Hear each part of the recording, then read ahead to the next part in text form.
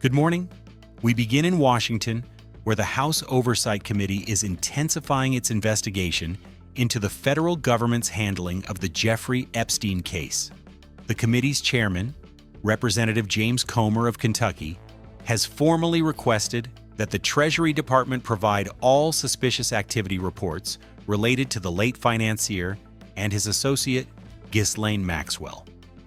These reports, commonly known as SARs, are filed by financial institutions when they detect potentially illicit transactions, and they could offer a detailed window into Epstein's financial network.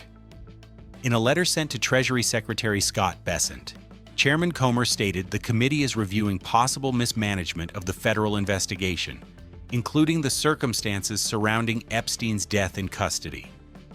The letter sets a firm deadline of September 15th for the Treasury to produce the documents. This action is part of a much broader inquiry. Earlier this year, Comey established a special task force to declassify federal secrets, which has already begun receiving Epstein-related records from the Department of Justice. The committee has also cast a wide net with deposition subpoenas, compelling testimony from a number of high-profile figures from past administrations, including former President Bill Clinton, former Secretary of State Hillary Clinton, former Attorney General Loretta Lynch, and former FBI Director James Comey. Another former FBI Director, Robert Mueller, was scheduled to appear before the panel this week. However, sources familiar with the investigation have indicated that Mr. Mueller has health issues that prevent him from testifying, and the committee intends to withdraw its subpoena. This would have made Mueller the second key witness to appear in person, following the testimony of former Attorney General Bill Barr last month. Meanwhile, the Trump administration is facing a significant legal challenge on the economic front following a major ruling against its trade policies. The U.S. Court of Appeals for the Federal Circuit has determined that most of President Trump's reciprocal tariffs are illegal. The decision, handed down in a 7-4 vote on August 29th, strikes a blow to a cornerstone of the administration's trade agenda. Top White House trade advisor Peter Navarro sharply criticized the ruling in an interview this past Sunday. He characterized the decision as weaponized partisan injustice at its worst and referred to the judges in the majority as politicians in black robes. Navarro warned that the court's order would lead to negative economic consequences, but expressed strong confidence that the administration would ultimately prevail.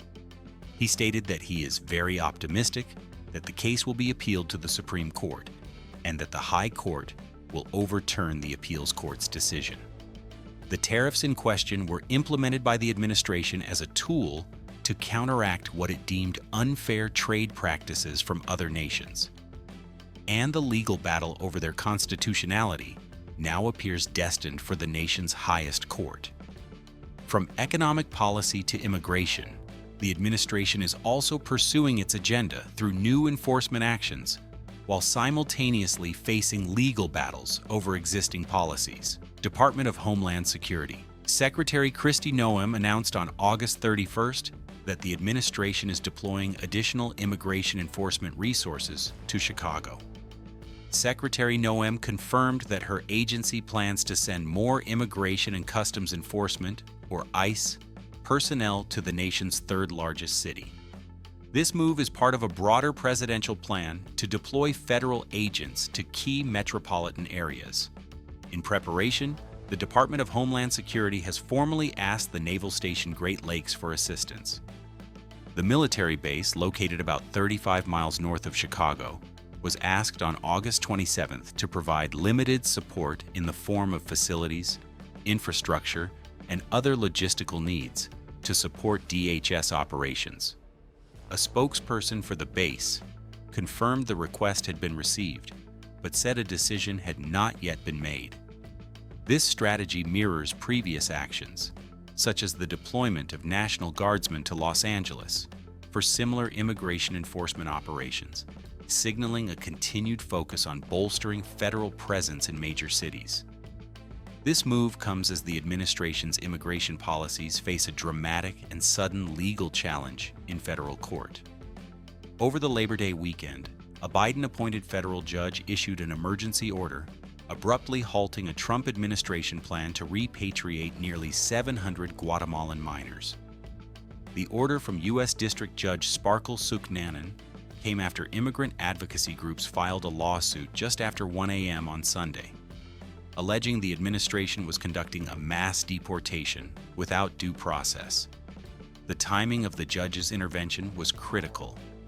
By the time the order was issued, charter buses had already arrived at airfields in Harlingen and El Paso, Texas, and in some cases, children were already seated on the planes awaiting departure. Justice Department lawyers argued in court that the flights were not removals, but lawful repatriations, emphasizing that all of the children involved had parents or legal guardians in Guatemala who had formally requested their return.